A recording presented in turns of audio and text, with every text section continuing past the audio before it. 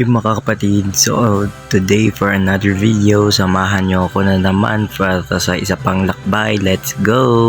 So naglakad tayo papuntang Pasita, tapos Pasita bumaba at dumaan tayo papuntang sasakayan ng bus. At kita nyo naman sa video na ito, kita nyo na nasa bus na tayo. So wala ko ibang masyadong magawa doon, pero nag-grocery ako doon sa loob ng bus. At kita nyo nga sa sarili ko naman, very happy kasi nakagala na naman ang person. Touchdown na tayo guys, nandito na tayo ngayon sa Santa Ana, Maynila. Let's go!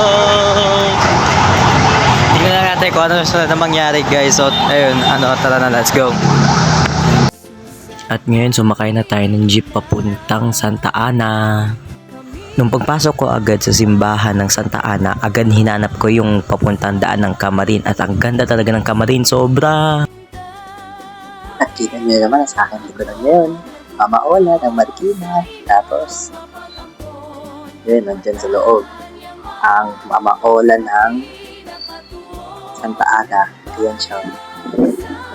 Mayroong replica din. Pero mamaya natin lapitan kasi dito tayo ngayon sa original image ni Mama Ola ng Marikina.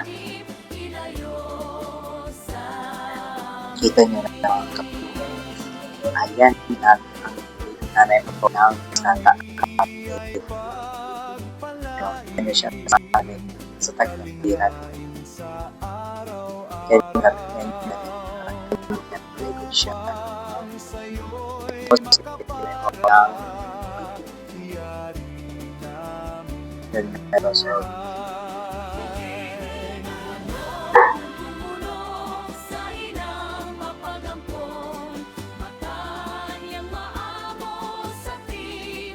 Nung matapos ko naman dun sa Camarin, agad pumunta ako sa simbahan naman para magsimba. At ito nga yung video na kakatapos lang ng misa.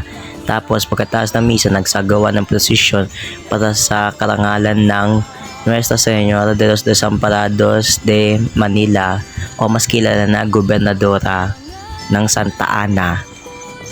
Ang huhusay tumugtog ng mga banda dito guys. Like dito sa Laguna, wala pa akong naririnig na ganyan na banda sa buong buhay ko dito sa Laguna. Sa ibang lugar lang talaga na may ganyan. Like wow.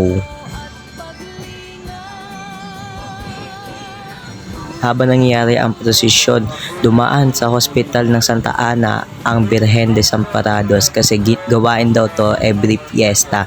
Gawa daw prosesyon, tradisyon daw ito kasi para sa mga may sakit.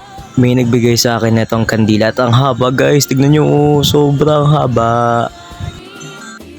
Dahil sa Mama Ola de Desamparados de Santa Ana ako nagstay, di ito yung mga banda na papanood ko nun. So enjoyin nyo yung na-videohan ko na itong katagal na banda ng Santa Ana. So let's go, panoodin natin.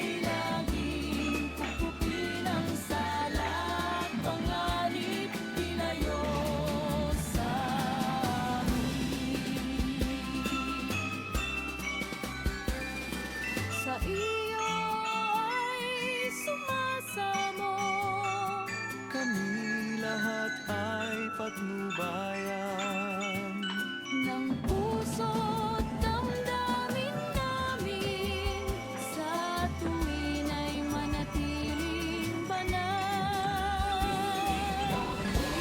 Tumulog sa ilang mapagampon, matanyang maamo sa tinapag.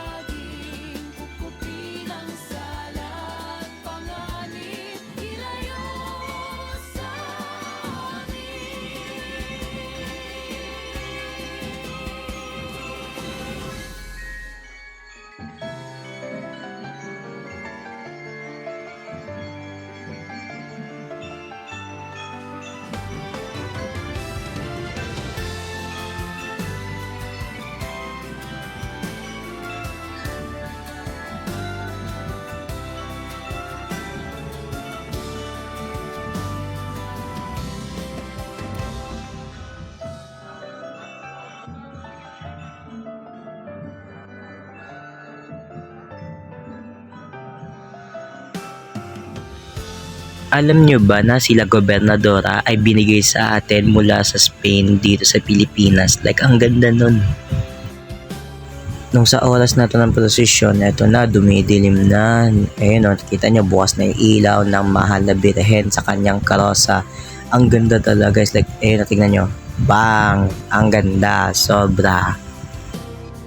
So, sa mga oras na to, malapit na nasa simbahan yung prosesyon. Kaya, medyo okay na kami lahat kasi malapit na siya sa simbahan at malapit na makauwi ang mahal na birhen. So yun, let's go, tara! Pagdating sa simbahan, sigaw kami lahat ng sigaw ng Viva la Virgen, Viva la Gobernadora! Kasi yun yung madalas na sinisigaw doon sa simbahan na yan. Like, ang ganda nun, sobra. Viva la Virgen! Viva! Viva la Gobernadora! Viva! Mabuhay ang Gobernadora! Mabuhay!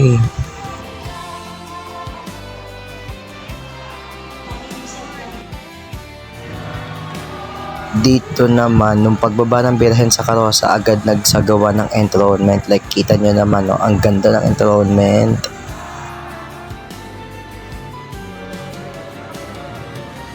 Kapatid, yun yung mga kapatid, tapos na ang prosesyon ng tapos na ang prosesyon ng Fiestang Santa Ana. Tingnan natin kung ano pa mangyari ngayon, siguro pa uwi na tayo. Buti may nahabol na LRT siya. Malapit sa istasyon na tinatawag ng Alia Buendia, isang kasakay-sayan mula sa NRMC. Nandito tayo sa bus ngayon. So, yun. Tingnan natin mamaya kung ano mangyari pag uwi. So, yun. Bye-bye. Touchdown Pasita na mga kapatid. So, let's go! At dito magtatapos ang ating video. Bye kapatid!